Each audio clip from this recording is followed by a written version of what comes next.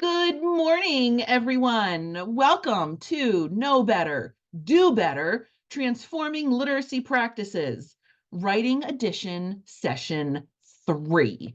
This is going to be very exciting, everyone. Get ready because we have a packed morning for you. So joining us today, we have our esteemed leader, Amy Healy. We have Kim Shank, who will be talking in a little bit. I am Michelle Trossel, and we are missing our very wonderful Dr. Sarah Loball today. She is joining us in spirit. And so without any further ado, here we go. We are going to use this same format as we have used in previous sessions. We are going to review a common practice, the problem with that common practice, we didn't know better, the research that can back a new practice, and then a better practice that we can be using instead. So for this, the third and final session of our writing series this year, the common practice is asking students to summarize without first teaching them the prerequisite skills that they need in order to be able to summarize successfully. And that includes some of us not really understanding the difference between summarizing and retelling. And if we as the grown-ups aren't really sure what the difference is, it's going to be really hard to explain that to our students and to support them in successfully summarizing. Summarizing is a really difficult skill. So first, there is a misconception among many between the key features of retelling, recounting, and summarizing. So retelling includes all or nearly all of the events in a story. Hopefully they're in order. Here you can see an example of a graphic organizer that a kindergartner assembled as a support for retelling the story of Jack and the Beanstalk. The ordered pictures can help the student to remember the parts of the narrative. So that next picture illustrates the difference between retelling and a recounting. So a recounting requires students to retell, but it also includes some more formal transition words in order to intentionally express the progression of the story. So you can see those transition words are highlighted in that recounting side. And then the final picture on this slide illustrates an example of summarizing. For summarizing, we don't need to tell everything that has happened in a story or in a passage. We only want to pull those most essential elements. So this somebody wanted, but so then organizer is an example of a scaffold for a fiction text. There are other examples of scaffolds and graphic organizers for informational texts.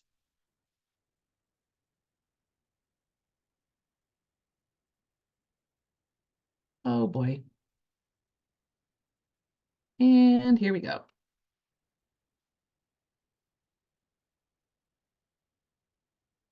What is happening?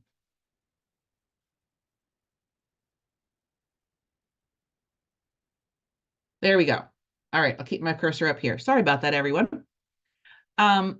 So this progression illustrates the continuum of what students are able to do independently, typically by grade level, moving from retelling to recounting and then up to summarizing.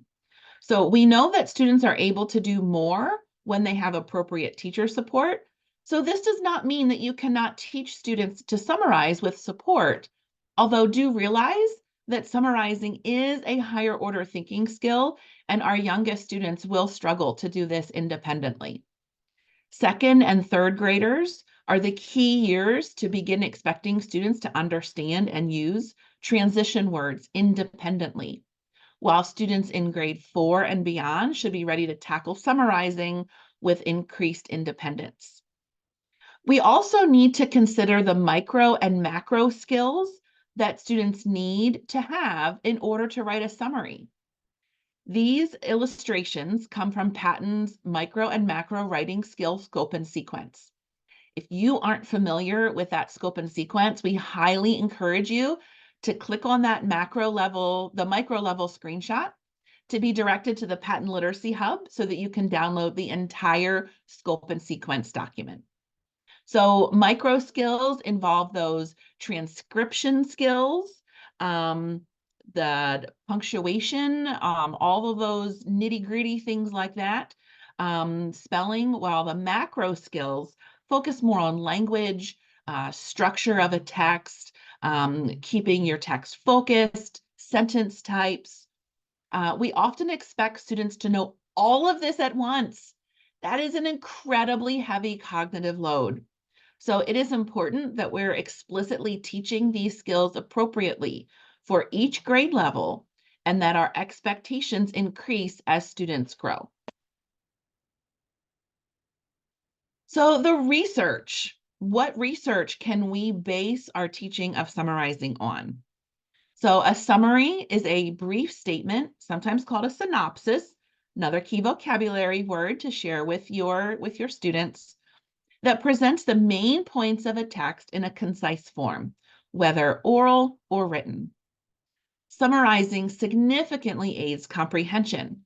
In studies of students in grades 3 through 12, researchers found that writing summaries about a text had a consistently positive effect on comprehension, especially for students in the elementary grades. Writing summaries worked better than simply having students read the text multiple times, read it and study it, or receive instruction in reading skills. An experiment with more than 800 students showed that when students wrote summaries of key concepts in their own words, as opposed to simply copying information that a teacher provided, they scored significantly better on exams. Decades of research have consistently identified summarizing as one of the most important strategies for improving writing and supporting reading comprehension. I'm going to give you a second to digest that. Decades of research have consistently identified summarizing as one of the most important strategies for improving writing and supporting reading comprehension. Well, that tells me we need to be really effective at supporting students in learning this difficult skill. So, what are the benefits of teaching summarizing? It can boost reading comprehension. The more that you have to think in depth to support writing a summary, the more you're going to be thinking about the comprehension of that text. It helps students to generate concise and accurate responses to questions. Helps to maintain a focus on the main idea and supporting details. I don't know about you, but sometimes even I need to be refocused on that main idea, because some of those insignificant details can be pretty interesting. Summarizing helps students to learn paraphrasing techniques, being able to put the information into their own words. Provides practice synthesizing information from multiple sources. Isn't that what we really want our students to be able to do? To look at multiple different texts and pull the themes and the information that is the same, that helps them to be critical consumers of texts and information. Summarizing enhances the ability to analyze information, to develop the ability to make generalizations across texts, and aids in retaining of information. Wow!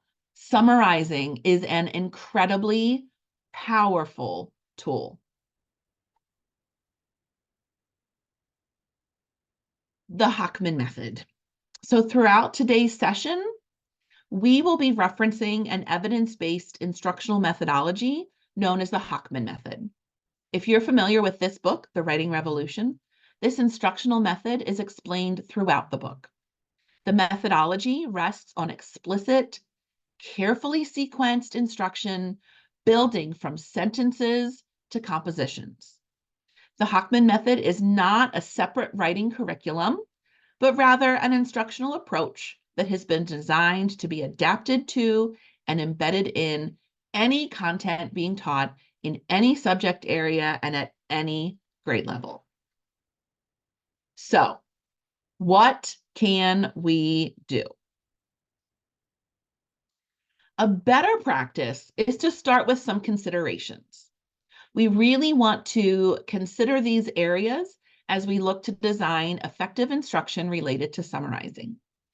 We need to begin with considering the complexity of the text, not simply the lexile or how difficult it is to pull the words off of the page, but how difficult are the concepts embedded within that text.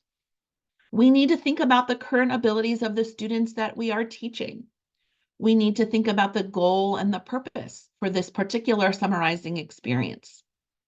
We need to consider what scaffolds will students need in order to meet this goal. We don't always want to be bringing the task down to the level of the students.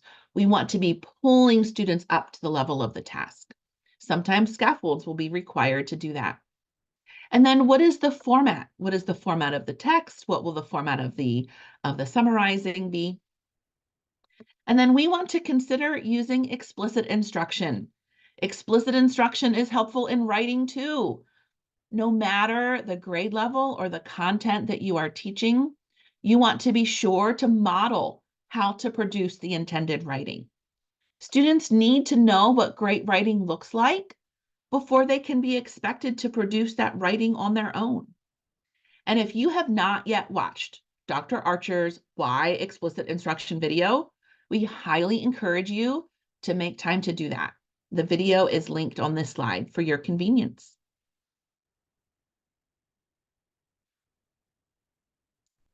So continuing with our better practice, we need to think about teaching those prerequisite skills. And we're going to talk about this in a before, during, and after reading format. So before reading a text that you want students to summarize, we need to activate and assess, build, and or connect background knowledge for students. So this chart is from Nancy Hennessy's Comprehension Blueprint and is a choose your own adventure of sorts. You select the activities that best match the needs of the learners in your classroom.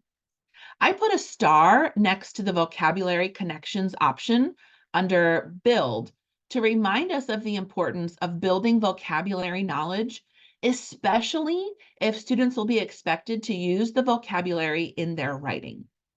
When there are new words that students are using, they're going to be hesitant when the students are learning, they're going to be hesitant to use them independently until we have provided them a safe space to use the words orally first and then in their writing. So we really need to focus on that vocabulary. In addition to thinking about understanding the language and the knowledge in the passage to be read, we also want to be sure that students have the skills to be critical readers of the genre we're asking them to summarize as well. We think differently about a sequence text than we do a cause and event text, than we do a narrative text. So now we've thought before reading, now it's time to get into the actual reading of the text students will be summarizing. It is best practice to have students read a text multiple times with different purposes prior to summarizing the text. I like to have students read a first time just to ensure they can read all of the words in the passage and asking them to think about the parts of the text that feel interesting or important to them. Students will then talk with a partner or small group about that first read. A second read could use annotating text symbols as an active way of tracking understanding, or students could use a graphic organizer that matches the overall text structure to record important information learned from the text. Now that students have a deeper knowledge of the text, a third reading of the text could be done with the purpose of recording that essential information needed for a summary. For this step, I think of the paragraph shrinking portion of partner reading paragraph shrinking routine, in which students identify the most important who or what from a section of text, and then the most important thing about the most important who or what. I also think of creating GIST statements. Did you know that GIST is an acronym? Like, this blew my mind. It stands for Generating Interactions Between Schemata and Texts. So clicking on that Get the GIST organizer We'll take you to a Reading Rockets article where you can learn more about this strategy.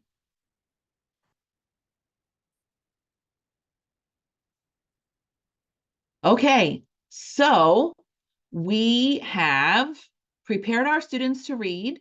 We have actually read, and now we are after reading, and we're going to think about what are we going to do prior to writing that summary.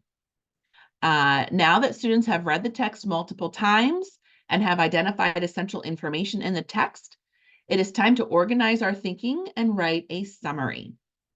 We want to ensure that students have successfully identified the most important who or what and the most important thing about the most important who or what. We could provide sentence stems for sentence expansion to support students in thinking about those pieces. We also want to ensure that students have an opportunity to discuss their thinking with others and are able to orally summarize before we ask them to put language on a page. Here are some examples of what this might look like for a 5th grade class reading the ReadWorks article, Maya Ajmera, Activist and Educator. And that blank spot was supposed to be a screenshot of the article, Maya Ajmera, Activist and Educator. Not sure what happened to the screenshot. Sorry about that. So Kim is now going to take us through several strategies that will support students more with the actual writing down of their summary.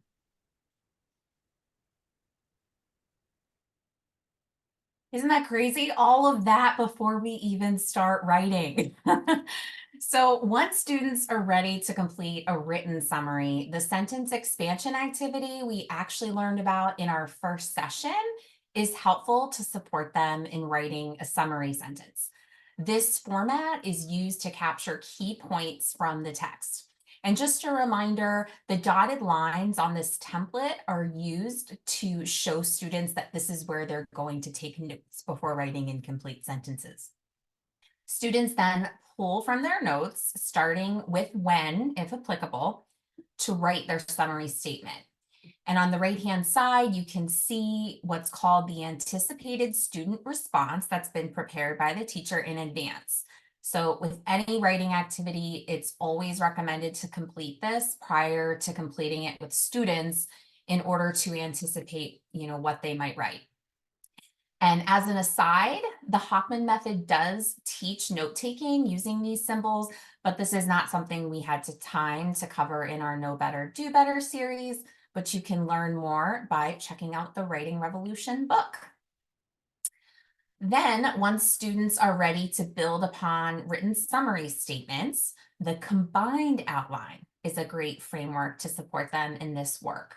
This adds on to the summary sentence by including space for notes on the most important details from the text, as well as a concluding sentence. On this next slide, you can also see the anticipated student response created by the teacher summarizing an informational text. So as students continue to progress with their summarizing skills, they'll now have to determine which details from the text are most important and relevant to that main idea. Then we're ready for the single paragraph outline, or what's called the SPO. And this is when students can create a summary statement without the support of that sentence expansion activity. So an SPO actually requires students to create a topic sentence or summary sentence, supporting details in note format, as well as a concluding sentence. So we're constantly building in this progression. If you take a look at the anticipated student response on the right-hand side, you can notice how students are using their knowledge of sentence structure and cohesive ties in order to construct their topic and concluding sentences. So all of the work that we have done at the sentence level really comes into play here. Another great tool, which some of you might already be familiar with, is the 10% summary from the Collins Writing Program. So we wanted to take a moment to highlight that as well. Here are two different formats for you to choose from. Both require students to start their summary with what's called a start sentence. It's an acronym that stands for source, title of the text, author, right verb, and essentially that means, what is the author doing? Are they arguing, explaining, contrasting, and then the topic of the text. And this graphic organizer supports students in forming this start sentence. It's a great scaffold. And they are essentially writing the main idea of the text in this first sentence. Students can then take their gist statements that they created during reading that Michelle highlighted earlier and include them as their central ideas. Like its name suggests, a summary of the text should only be about 10% of the text's original length. And we've linked more resources onto this slide, as well as the resource section of our slides, if you'd like to learn more about how to implement this with your students. And just like all good instruction, we need to remember to scaffold. So it's important to consider the levels of our students and use formative assessment data to determine areas for instruction and also areas where students may need scaffolds and supports.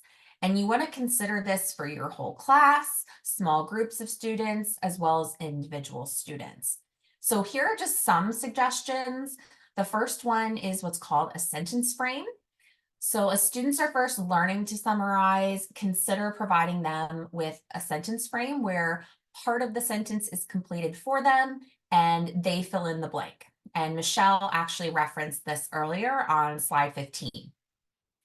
Another great scaffold is partially completing graphic organizers or the template and gradually then releasing that. So here you have an example of an SPO, that single paragraph outline, where the teacher gave the students keywords such as environment, home, danger, and mythology to help them come up with some of the most important details. You could also provide a word bank of some of the key details for students, and then they would have to pick the most important details. Another great scaffold is intentionally partnering your students. You can consider their partnerships based on their writing skills. You want to try to have mixed abilities, not too far in ability level, and also consider student relationships and behavior, because there is a level of trust when you're sharing, your writing with another person. And finally, you could jigsaw parts of the summary. For example, students could complete the 10% summary in a jigsaw format where groups of students would be responsible for, really focusing on certain sections of that text. And after they read the text and completed their summary statements for their individually assigned sections, they can then report back to their original group, and the whole group can work together to summarizing the entire text. So in conclusion, there really are many prerequisite skills that go into summarizing. That's why it's so challenging. But if it's done well, it really is a high effect strategy. And we hope today's presentation really helped you learn about the difference between retelling and summarizing, as well as a progression of skills that you can explicitly teach to support students in being able to eventually create that written summary. So we have included some resources that you can use right now. There's 2 links that will give you more information on 10% summaries. Additionally, Keys to Literacy also has resources for summarizing, including how-to directions and another template that you might want to try. And finally, we've linked all of the Writing Revolution templates here as well. And if you'd like to learn a little bit more, there is a webinar from Joan Sedita on teaching summarizing and some scaffold information we included from her blog. And there's a great article from Robert Marzano that includes 7 summarizing strategies to support students as they learn to summarize. So we're going to end our session with some exciting news. That concludes our Know Better, Do Better series for this school year. But we wanted to share our plans for next year with you so that you can get these dates on your calendar and maybe share out these topics with a friend or administrator or your building, if this might be a focus that you're working on. So our first series is actually already live on Frontline as of today, and I've linked it here. And that's going to be on instructional routines. Why are they so important? And then what are some routines that you could be doing in your classroom around phonics and vocabulary instruction?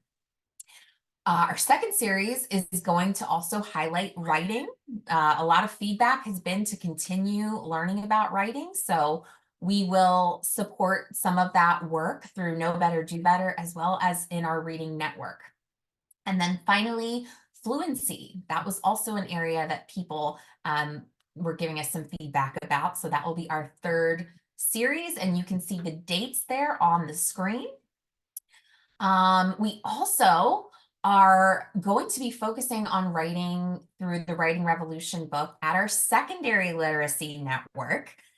So I know we have a lot of elementary people on here, but feel free to share this with some secondary people and administrators, coaches, because the first 30 people to register for our first in-person session on October 3rd will get a free copy of the newest edition of the book. There is a 2.0 edition coming out in July. And we're already about 13 people last time I checked. So you can register by clicking the flyer. And we hope to see you again next year. We hope you have a great summer. And always remember, do the best you can until you know better. And when you know better, do better. Thank you so much, everyone. Have a great weekend.